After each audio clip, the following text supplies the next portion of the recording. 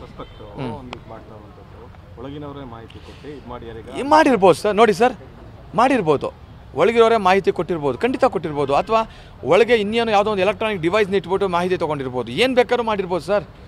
ಇವಾಗ ಒಬ್ಬ ಲಾಯರ್ ಆಗಿ ನಾನು ಇವಾಗ ನಿಮ್ಮ ಗಾಡಿಗೆ ಇವಾಗ ನೀವು ಇಲ್ಲಿಗೆ ಬಂದು ನಿಂತಿದ್ದೀರಾ, ನಿಮ್ಮ ಗಾಡಿ ಒಳಗಡೆ ಒಂದು GPS ಹಾಕಿರ್ತಾರೆ, ನಿಮಗೆ ಗೊತ್ತಾಗತ್ತಾ ನೀವೆಲ್ಲೆಲ್ಲಿ ಹೋಗ್ತೀರಾ ಅಂತ? ಅದು GPS ನೋಡೋನಿಗೆ ಗೊತ್ತಾಗತ್ತೆ, ಕರೆಕ್ಟಾ? ಒಂದು ಕಾರ್ ಒಳಗಡೆ ಎಂತೆಂಥ ಹಿಡನ್ ಕ್ಯಾಮ್ರಾಸ್ ನೀವೇ ಮಾಡ್ತೀರಾ, ಸ್ಟ್ರಿಂಗ್ ಆಪ್ರೇಷನ್ ಅಂತ. ಸೊ ಹಿಡನ್ ಆಗಿ ಮಾಡೋಂಥ ಎಲೆಕ್ಟ್ರಾನಿಕ್ ಏನೇನೋ ವಿಚಾರಗಳಿದೆ. ಏನು ಬೇಕಾದರೂ ಆಗ್ಬೋದು ಇವತ್ತಿನ ಸೊಸೈಟಿಲಿ. ಒಬ್ಬ ಮನುಷ್ಯನೇ ಇನ್ಫಾರ್ಮೇಷನ್ ಕೊಡಬೇಕು ಅಂತಲ್ಲ, ಒಂದು ಎಲೆಕ್ಟ್ರಾನಿಕ್ ಡಿವೈಸ್, ಸೊ ಏನು ಬೇಕಾದ್ರೂ ಆಗ್ಬೋದು. ಆದರೆ ಖಂಡಿತ ಐ ಟ್ರಸ್ಟ್ ಪೊಲೀಸ್. ಖಂಡಿತ ಅವರು ಭಾಳ ರಾತ್ರಿ ಆಗಲೂ ಕೆಲಸ ಮಾಡ್ತಾ ಇದ್ದಾರೆ, ಖಂಡಿತ ಮಾಡ್ತಾರೆ, ನೋ ಡೌಟ್. ಅಲ್ಲ ಸರ್, ಈಗ ಭಾಳಷ್ಟು ವರ್ಷಗಳಿಂದ ಮುತ್ತಪ್ಪರೈ ಜೊತೆಲಿ ಇದ್ದಂಥವ್ರು ರಿಕ್ಕಿರೈ ಜೊತೆಲಿ ಇದ್ದಂಥ ವಿಠಲ್ ಅವ್ರ ಮೇಲೆ ಭಾಳಷ್ಟು ಆರೋಪ ಕೇಳಿಬರ್ತಾ ಇದೆ ಸರ್. ನೋಡಿ, ನಾನು ಅದ್ರ ಬಗ್ಗೆ ನಾನು ಖಂಡಿತವಾಗಿಯೂ ಏನು ಹೇಳೋಕ್ಕೆ ಇಷ್ಟಪಡಲ್ಲ. ಯಾಕೆ ಅಂತ ಹೇಳ, ಪೊಲೀಸ್ನವ್ರಿಗೆ ನಾನು ಯಾವುದೋ ಒಬ್ಬ ವ್ಯಕ್ತಿಯ ಪರವಾಗಿ ಕೂಡ ನಾವು ಕ್ಲೀನ್ ಚಿಟ್ ಕೊಡೋಕ್ಕೆ ಹೋಗಲ್ಲ. ಅವ್ರು ಖಂಡಿತ ಒಂದು ತನಿಖೆ ಮಾಡ್ತಾ ಇದ್ದಾರೆ, ಮಾಡಲಿ. ಅವತ್ತ ಹಾರ್ಟ್ ಪೇಷಂಟು ಟ್ರೀಟ್ಮೆಂಟ್ ತೊಗೊಳ್ತಾ ಇದ್ದಾರೆ, ತೊಗೊಳ್ಳಿ. ನನಗಿಷ್ಟೇ ಗೊತ್ತಿರೋದು, ಇವಾಗ ವಿಠಲ ಹಾರ್ಟ್ ಪೇಷಂಟ್ ಅನ್ನೋದು ಗೊತ್ತಿದೆ. ಇವಾಗ ಟ್ರೀಟ್ಮೆಂಟ್ ತಗೊಳ್ತಾರೆ ಗೊತ್ತಿದೆ. ಈಗ ಆರೋಪ ಅಷ್ಟೇ, ಆರೋಪ ಸಾಬೀತಾಗಿಲ್ಲ. ಈಗ ಮೇ ಬಿ ವಿಠಲ್ ಅವ್ರು ಹೇಳ್ಬೋದು, ಅವರು ಪೊಲೀಸ್ನವ್ರಿಗೆ ಗೊತ್ತಾಗ್ಬೋದೇನೋ, ಮೇ ಬಿ ಅವ್ನು ಇದ್ದಾನೋ ಇಲ್ವೋ ಅಂತ ಅವ್ರಿಗೆ ಗೊತ್ತಾಗುತ್ತೆ. ಅವ್ರು ದೇ ವಿಲ್ ಟೇಕ್ ಆ್ಯಕ್ಷನ್. ಈಗ ನಾನು ಹೇಳ್ತಾ ಇರೋದು ನನ್ನ completely I am exclusively defending Ricky. ಅದು ಖಂಡಿತ ಅದೇ ಸರ್ ನಾನು ಹೇಳ್ತಾ ಇರೋದು. ಇದು ಆಕಸ್ಮಿಕವಾಗಿ ಆಗುತ್ತೆ ಅಂತ ತಿಳ್ಕೊಳ್ಳಿ. ಆಕಸ್ಮಿಕವಾಗಿ ಆಗೋಕ್ಕೆ ಏನು ರೀಸನ್ನು? ಮುತ್ತಪ್ಪರು ಇವ್ರ ಮಗನಿಗೆ ಆಕಸ್ಮಿಕವಾಗಿ ಮಾಡಿಸ್ಕೊಳಕ್ಕೆ ಅವ್ರಿಗೆ ಹುಚ್ಚಾ? ನೋ. ಓಕೆ, ರೀಸನ್ ನಿಂಗೋ ಅವರೇ ಹೊಡ್ಕೊತಾರ? ನೋ. ಅವ್ರಿಗೆ ಗೊತ್ತಿದ್ದು ಯಾರನ್ನ ಹೊಡಿತೀನಿ ಅಂದರೆ ಓಕೆ ಹೊಡಿಯಪ್ಪ ನಾನು ಸತ್ತೋಗ್ತೀನಿ ಅಂತ ಯಾರನ್ನ ನಿಂತ್ಕೊತಾರ? No sir. ಒಂದು ಅರ್ಥ ಮಾಡ್ಕೊಳ್ಳಿ, ಘಟನೆ ನಡೆದಿದೆ, ಆಯಿತಾ?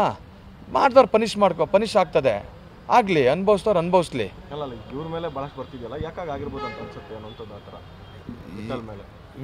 ನನಗೆ ಅದ್ರ ಬಗ್ಗೆ ಖಂಡಿತ ಗೊತ್ತಿಲ್ಲ ಸರ್, ಖಂಡಿತ ಗೊತ್ತಿಲ್ಲ, ಖಂಡಿತವಾಗಿಯೂ ಗೊತ್ತಿಲ್ಲ.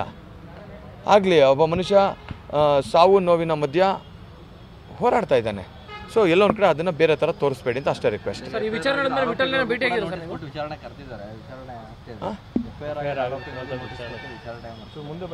ಸರ್, ಯಾರ್ಯಾರಿಗೆ ನೋಟಿಸ್ ಕೊಟ್ಟಿದ್ದಾರೆ ಖಂಡಿತ ನನಗೆ ಗೊತ್ತಿಲ್ಲ, ಕೊಟ್ಟವರು ತಗೊಂಡವರಿಗೆ ಗೊತ್ತಿರುತ್ತೆ, ಆಯಿತಾ?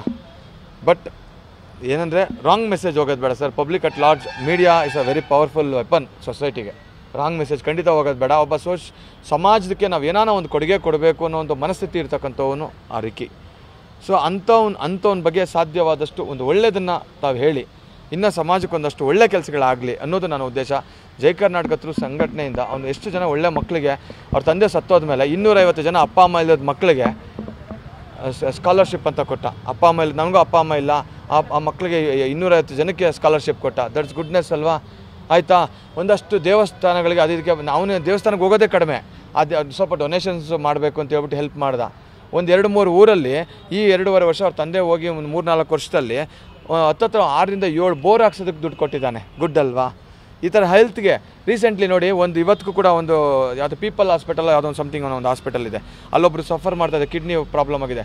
ಸರ್, ಹೀಗೆ ಮನಿ ಸರ್, ಕೆಲವೊಂದು ಹೇಳಬಾರ್ದು. ನಾವು ಹೇಳೋದೇನು ಗೊತ್ತಾ ಸರ್, ಅಂದರೆ ಅಂಥ ಒಳ್ಳೆ ಮನಸ್ಸಿರೋಂಥ ಒಂದು ಹುಡುಗಂಗೆ ಒಳ್ಳೇದಾಗಲಿ. ಯಾರು ಕೂಡ ತನಗೆ ತಾನು ಮಾಡಿಸ್ಕೊಳ್ಳೋಕ್ಕೆ ಇಂಥ ದೊಡ್ಡ ವಿಚಾರ, ಇದು ಸಣ್ಣ ವಿಚಾರ ಅಲ್ಲ. ಏನೋ ಕಲ್ಲಲ್ಲಿ ಹೊಡೆಯೋದ ಸರ್? ಕಲ್ಲನ್ನು ಬೇಕಾದ್ರೆ ನಾವು ಇಂಥ ಕಡೆ ಹೊಡಿಬೇಕು ಅಂತ ಹೊಡಿಬೋದು, ಗುಂಡನ್ನಲ್ಲ. ಸೊ ಒಂದು ಗುಂಡು ಬಂದು ಹೊಡೆದು ಅವನ ಮೂಗನ್ನು ಸೀಳ್ಕೊಂಡು ಹೋಗಿದೆ, ಏನೋ ತಾಕ್ಕೊಂಡು ಹೋಗಿಲ್ಲ ಸರ್, ಸೀಳ್ಕೊಂಡು ಹೋಗಿದೆ. ಗುಂಡು ಯಾರ ಮಾತು ಕೇಳಲ್ಲ. ಸೊ ಹಾಗಾಗಿ ನನ್ನ ರಿಕ್ವೆಸ್ಟ್ ಏನಂದರೆ, ಖಂಡಿತ ಈ ಘಟನೆಗೆ ಕಾರಣ ಆದವ್ರನ್ನ ಪೊಲೀಸ್ನವ್ರು ಅರೆಸ್ಟ್ ಮಾಡ್ತಾರೆ, ಅವ್ರಿಗೆ ಶಿಕ್ಷೆ ಆಗೇ ಆಗುತ್ತೆ.